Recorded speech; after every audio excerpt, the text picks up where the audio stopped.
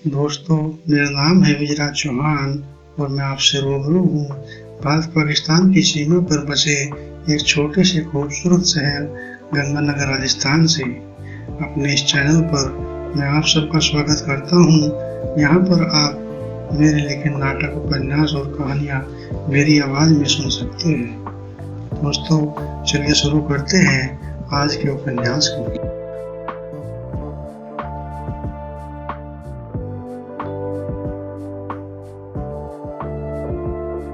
हरिया गांव की तरफ चला गया तो पारो अस्पताल में अंदर चली आई।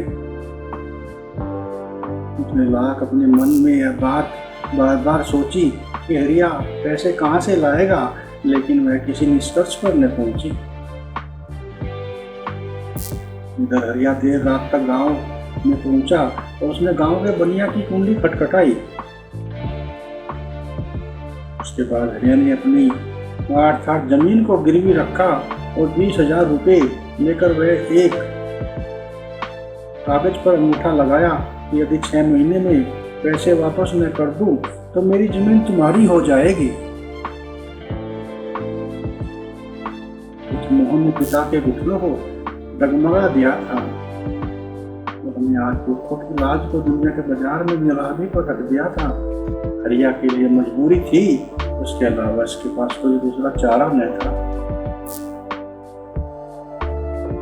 ऐसे लेकर हरिया ने बैलगाड़ी जोती और वह शहर की तरफ चल दिया।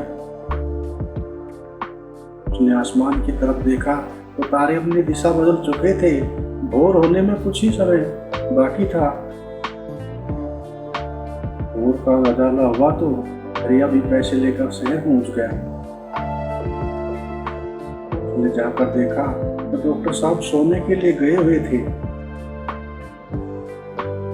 हरिया ने कंपाउंडर के हाथों में डॉक्टर साहब को बुलाया और उसने अपनी इज्जत की पूंजी को डॉक्टर साहब की मेज पर रखते हुए अपने लड़के की जिंदगी की भीख मांगी। डॉक्टर साहब ने पैसे उठाकर दवाइयों और औजार मंगाए और कुछ ही घंटों में उन्होंने एक शराफत के पुतले को बैसाखी का पुतला बना दिया। मोहन की टांग कट गई, वह अपाहिज हो गया था। हरिया को तो सच्चाई का पता था, लेकिन पारो और बेमी को अस्पताल में रहते हुए भी इस बात की कानों कान खबर न रही कि उनके चांद को ग्रहण लग गया है। ऑपरेशन पूरा हुआ तो डॉक्टर साहब ने मोहन को चित अवस्था में ही बेड पर पहुंचा दिया और निर्देश दिया कि अभी कम से कम 6 घंटे तक कोई न मिले। पारो तो 2 दिन से भूखी थी और हरिया ने भी कल से कुछ न खाया था, इसलिए हरिया ने जेब से कुछ पैसे निकाले और प्रेमी को देते हुए कहा, भैया बाजार से कुछ खाने के लिए ले आओ। ऐसे खाली पेट तो निभाना होगा, जो भगवान को मंजूर था वो हो गया, अब भूखे पेट थोड़े ही मरेंगे।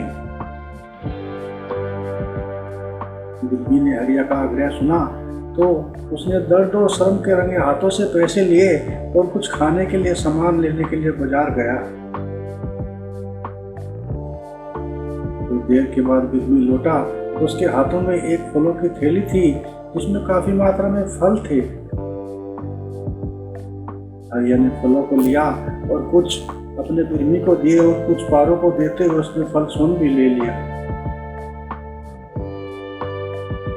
बिल्ली और पैरों के दिल को सच्चाई का पता न था, इसलिए फलों को बुझे बुझे मन से खाने लगे, लेकिन हरिया की दशा कुछ और थी। वह सच्चाई को जानता था। उसने फल के टुकड़े को अपने दांतों से काटा और चबाना शुरू किया।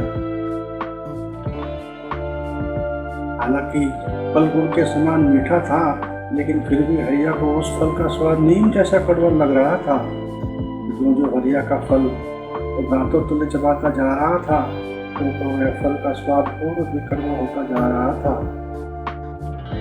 उसने फल को किसी कड़वी दवा की भांति गले में उतारना चाहा, लेकिन वह लाख चाहकर भी उतार न सका। शरीर के अंदर दर्द का इतना पानी जमा हो चुका था, उसने फल को एक और भी अंदर न रहने दिया। आखिर जब हरिया ने अधिक दबाव डालना चाहा तो उसके अंदर छुपा दर्द का बांध सारी दीवारों को तोड़ते हुए बाहर फूट पड़ा। उसके मुंह से पड़ा फल का फूल किसी मोमन की भांति बाहर निकल पड़ा। वह जोर जोर से रोने लगा। उसकी पथरीली आंखों में आंसुओं का समंदर फूट पड़ा। उसने किसी लुटे मुसाफिर की भांति शरण पाने के लिए अपना सजग पास बैठे पहाड़ों के सीने में छुपा लिया। उस समय वेदना फूट कर रोया, लेकिन आंसुओं से पहाड़ों के दामन को गीला कर दिया।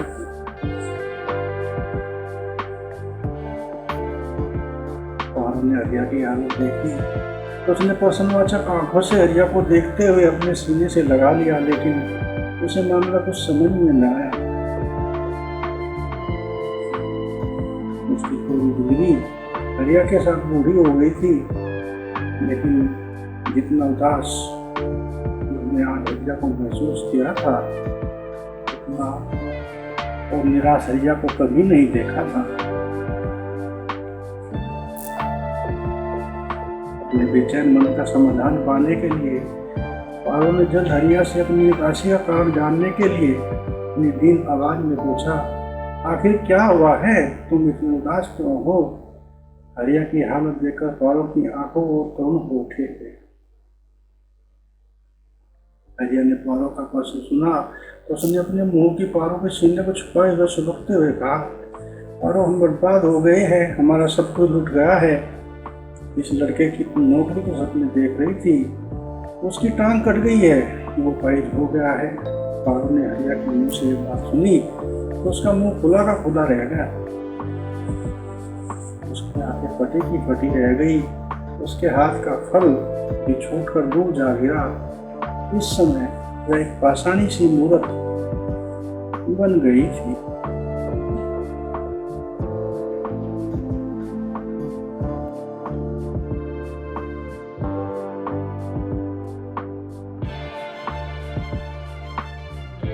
अपनी इन्हीं लाइनों के साथ ही आज के प्रोग्राम को यहीं पे विराम देते हैं।